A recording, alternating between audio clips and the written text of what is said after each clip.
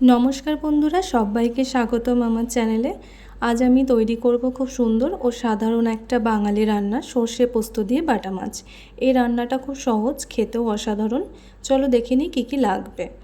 তো এখানে আমি দুটো বাটিতে কিছুটা পোস্ত, কিছুটা সর্ষে ভিজিয়ে রেখেছিলাম।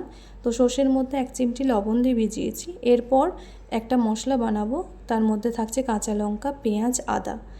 মশলা বানানো হয়ে গেলে একইভাবে পোস্তটাকেও বেটে নেব। তোমরা চাইলে এখানে সর্ষে পোস্ত একসাথে বেটে নিতে পারো, আমি আলাদা আলাদা বেটেছি।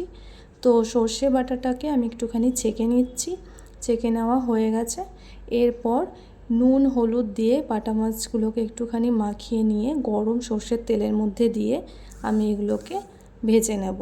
মাছগুলোকে একটু আলগাভাবে নাড়তে হবে যাতে ভেঙে না যায়। তো মাছগুলো ভাজা হয়ে গেছে, আমি এগুলোকে এবার তুলে রেখে দিলাম।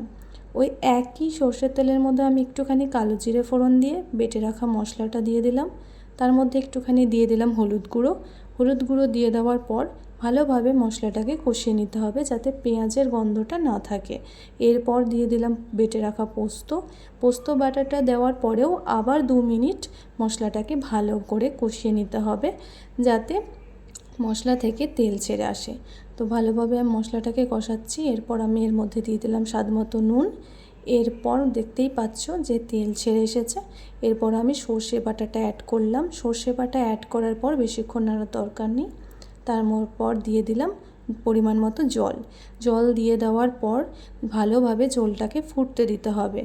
দেখতেই পাচ্ছ ঝোলটা ফুটে এসছে। এরপর আমি অ্যাড করে দিয়ে দিলাম ভেজে রাখা মাছগুলো দিয়ে দেওয়ার পর কিছুক্ষণ ফুটতে দিতে হবে।